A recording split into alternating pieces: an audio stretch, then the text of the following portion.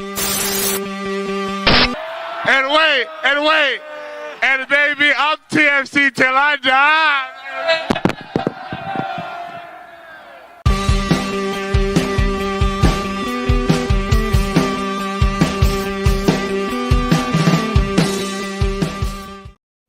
Hello and welcome back to Who Are Ya, the weekly TFC show where we bring in reporters, bloggers, journalists to preview our upcoming opponent in MLS action.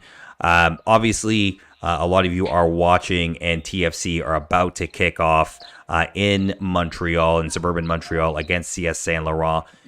We have been asked not to provide any spoilers for the game, so we will not do that. I will try to remain actionless. I do have the game to my left, though, just to let you know.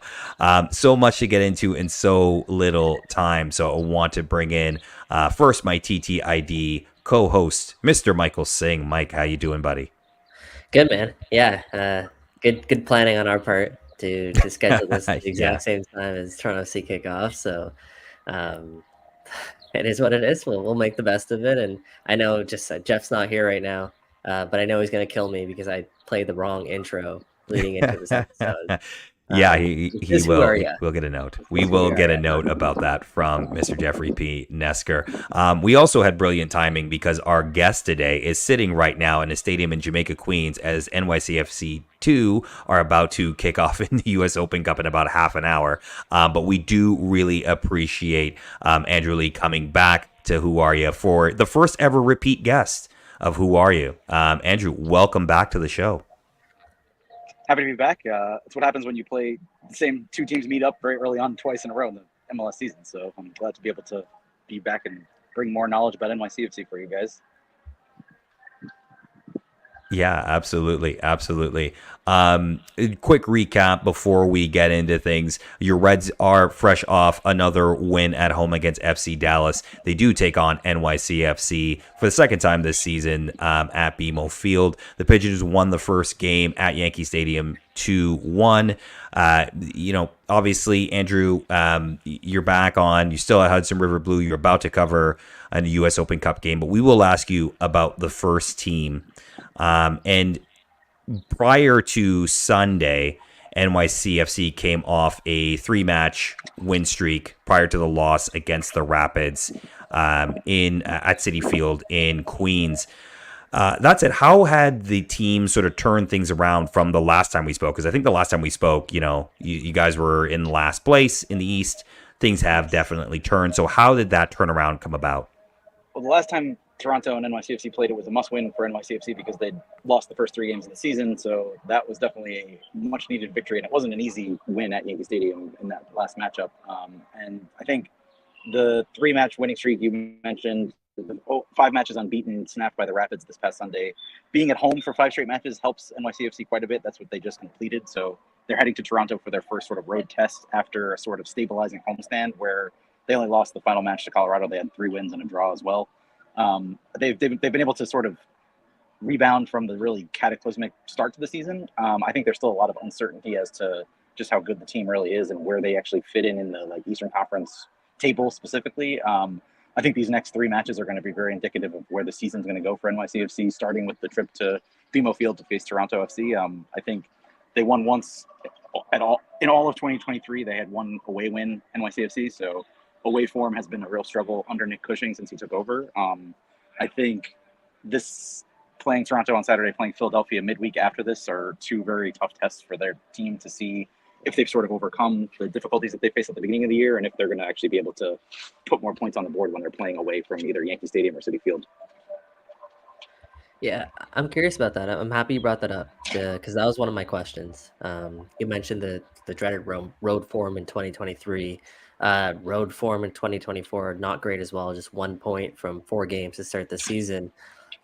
Is it what? First of all, what do you make of that? And the second part of that question is, I know NYCFC is a team. They love to dictate possession. They love to play with the ball. Do you notice a clear change in identity in the team that plays away from Yankee Stadium as opposed to the team that plays on the road? Because from a Toronto FC perspective, Like their main objective this year, especially under John Herman now, is when they play away from home, is to not concede. But when they play at home, it's to play very attacking, attractive football. So what do you make of that? I think it's a very similar setup for Nick Cushing with NYCFC. Honestly, I think they are there. He has talked about how the foundation for their success is their sort of defensive solidity, and it's been the case for this season, especially. I mean, during that homestand, the points and the wins that they picked up, there were 2 clean sheets. They were just solid defensively, and it starts with sort of their captain is Thiago Martins, center back, who they pay. I think he might be the second highest paid defender in MLS, and he's somebody that they sort of expect to kind of carry them and keep clean sheets. And Matt Freese, goalkeeper, has also been a big part of that, who's been one of their standouts this year. So when they go on the road, I do think they set up a little bit more conservatively. This season, the style, I think, has shifted just in terms of they're trying to be more of a pressing team than they were last season. I think just pressing from the front has been more of a priority for Cushing's attacking players, especially Munsaf Bakar at striker, who he's on a 14-match scoreless streak where he's been one of the more frustrating elements of NYCFC's season so far in terms of having a ton of scoring opportunities and not being able to cash in on them. So it's like, I think goal scoring has been the challenge that they sort of struggled with a lot in 2023, but they tried to address so far this season by signing new attacking players. They haven't really clicked yet, the new signings that they brought in to sort of fortify the attack.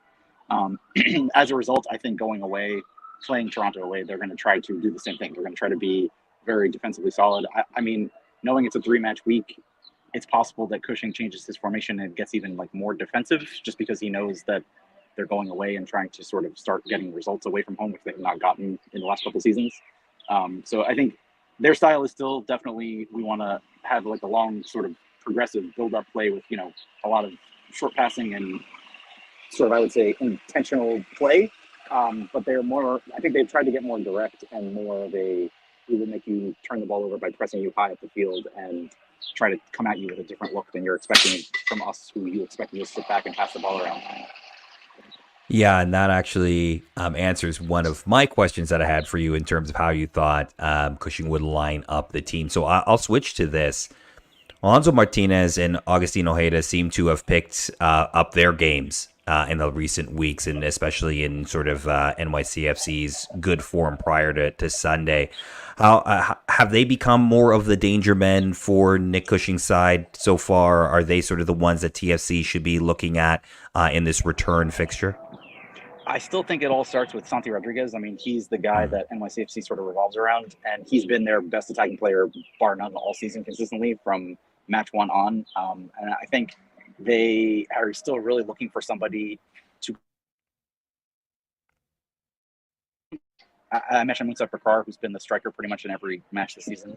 I think they continue to start him because he's the one that they expect to sort of carry the attacking load and do the sort of goal scoring while they integrate some of the new players that they've signed. I would say Ojeda's only started to really break into the lineup in the last couple of weeks because of the fact that he's sorry, Nick Cushing just walking into the stadium now to watch NYCFC 2. His whole coaching staff just walk by and wait and say hi to them because they're passing me as I'm talking to you guys.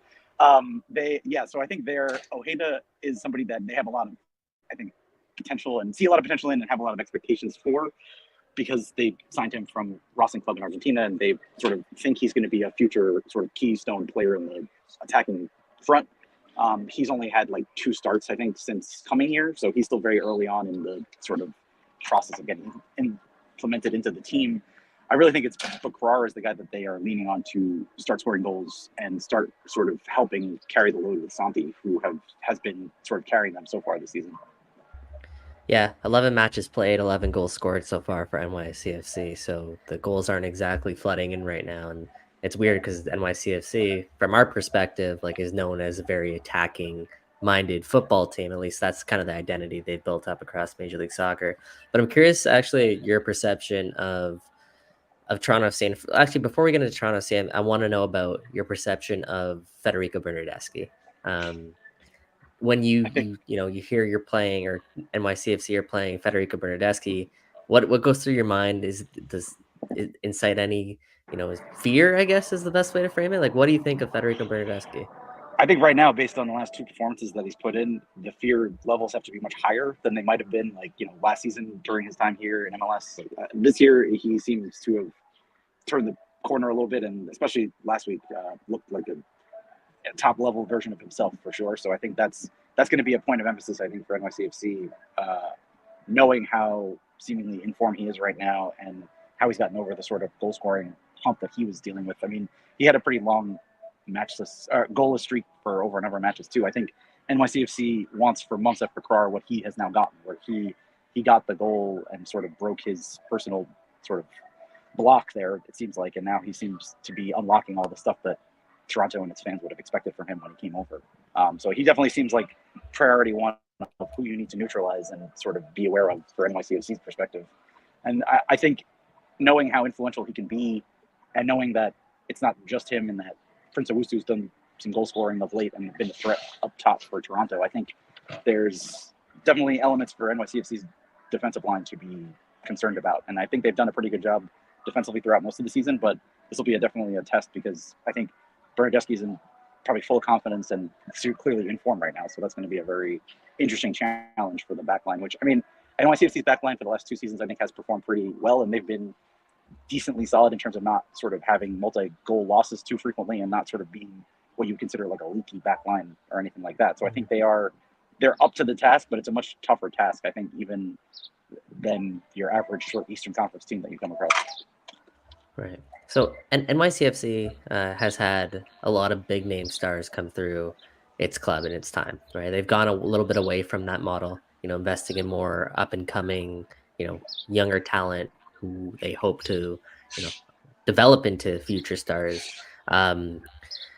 But I'm curious about like the draw Toronto FC has when it goes to NYCFC. Like what does the fan base think of, Lorenzo Insigne and Federico Bernardeschi going into, Yankee Stadium?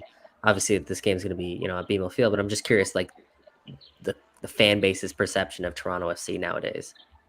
Well, I feel like it's interesting because in the early days when NYCFC was born, 2015, I think Toronto was one of the first teams that organically kind of became an on-field rival because they met in NYCFC's first ever playoff series. They were sort of one of the teams that NYCFC, I think, was trying to keep up with and compete with in the early days of existing in MLS. So I think in the early, like Giovinco era, that was like prime where NYCFC, I think, viewed Toronto as a rival and as a team that they wanted to beat.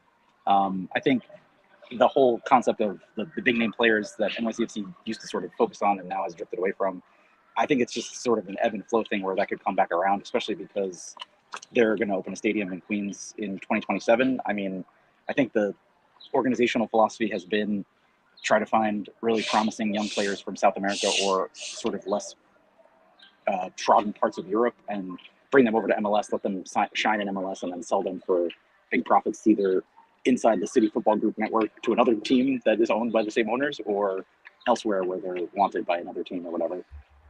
So I think the philosophy sort of shifted after the initial expansion era for NYCFC, where they wanted to have Andrea Pirlo and Frank Lampard and David Villa and those guys, but I don't think it's like over forever necessarily. I think when teams like Toronto with big name players come to town, Messi's the obvious outlier for the situation when they come play here in September in New York.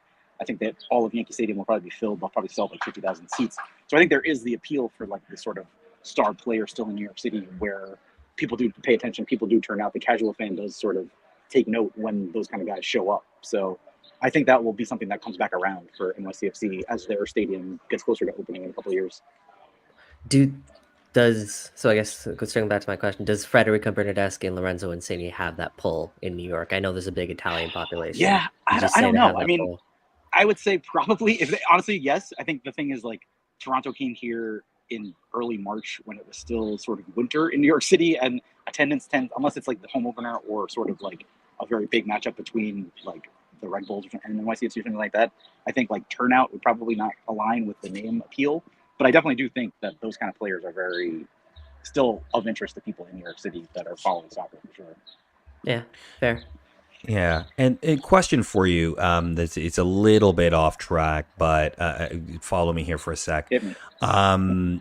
Obviously, you're right now in Jamaica Queens about to watch NYCFC 2 in the U.S. Open Cup. There has been a lot of controversy back and forth about MLS participation in the U.S. Open Cup. Having the MLS Next Pro teams in has been controversial, obviously. How have NYCFC fans and how have the organization sort of responded to this? Because obviously there's different varying thoughts on the Open Cup and how it's run, and is it still something that teams in MLS want to participate in? So I just wanted to get sort of the NYCFC perspective on the U.S. Open Cup and participation in it.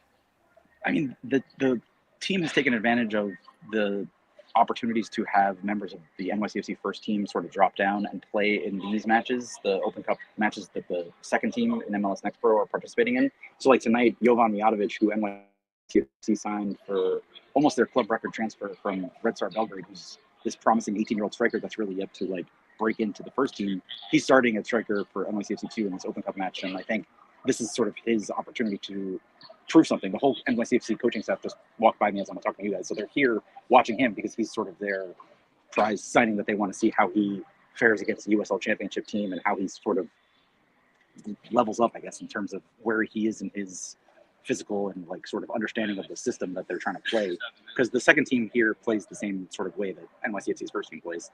And I really think that the way they've talked about it, they haven't really talked about the whole, we wish our first team was in the Open Cup, but I think they've talked about how they want their second team to go as far as possible in the Open Cup. And I think they value the second team is full of all the sort of 16, 17-year-old prospects that have come out of the NYCFC Academy who are, I would say, the next generation of players that are supposed to be very like hyped up prospects that could potentially play in MLS and succeed here or overseas in the future.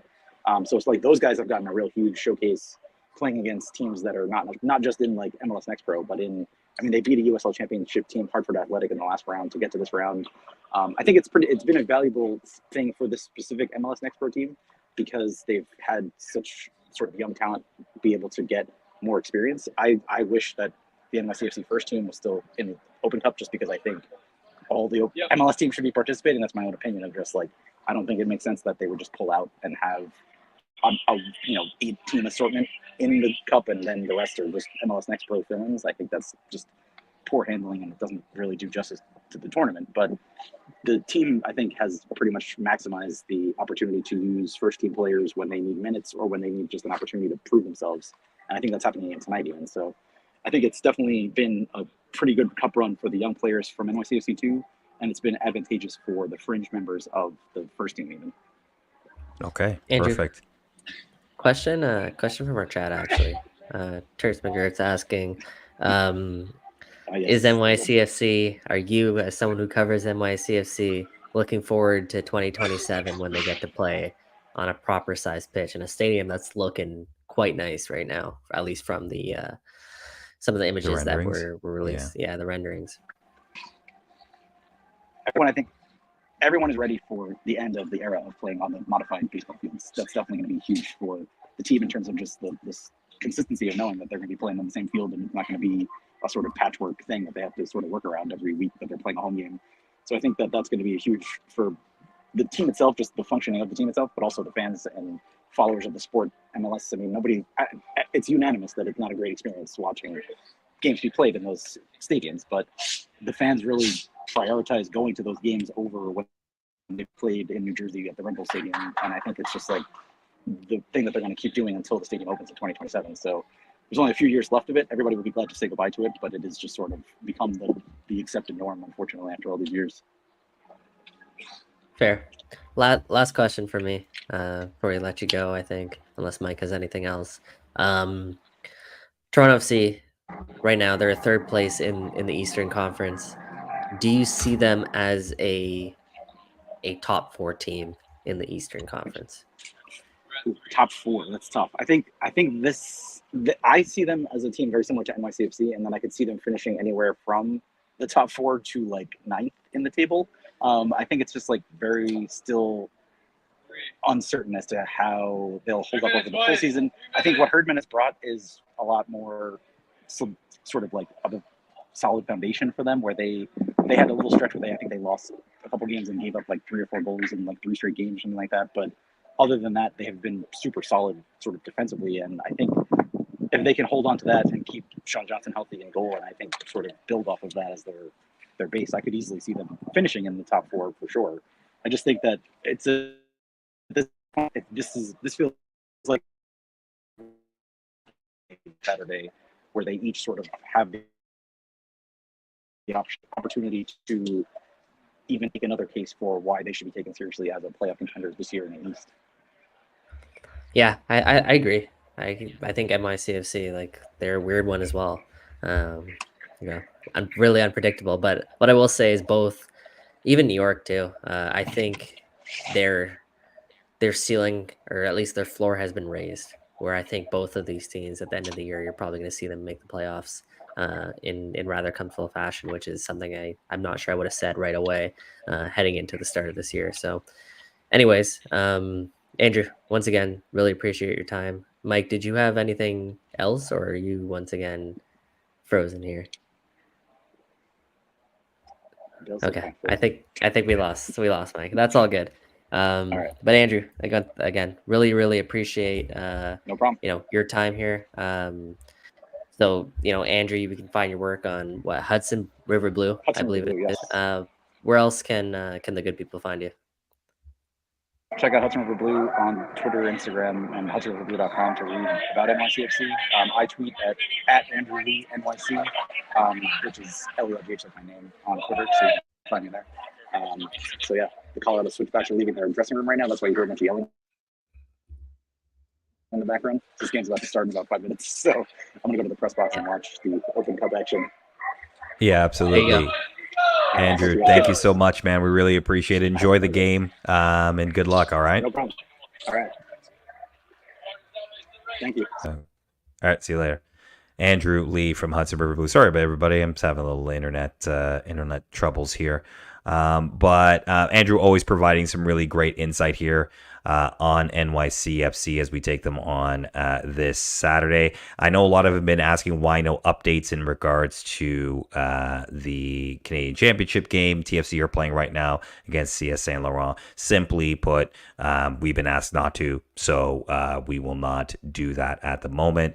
But Mike, before we jump off here and go watch the game ourselves, interesting from Andrew in terms of a team that is starting to find its way after a really poor start to the season. Mm-hmm. Yeah.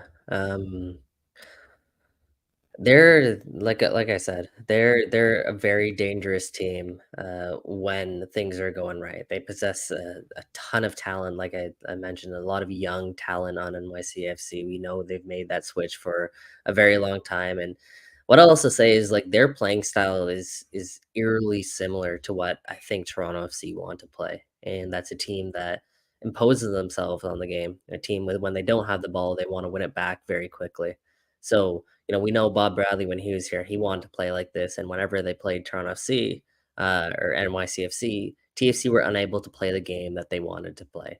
And it didn't work out well for Toronto for the most part. It's different now.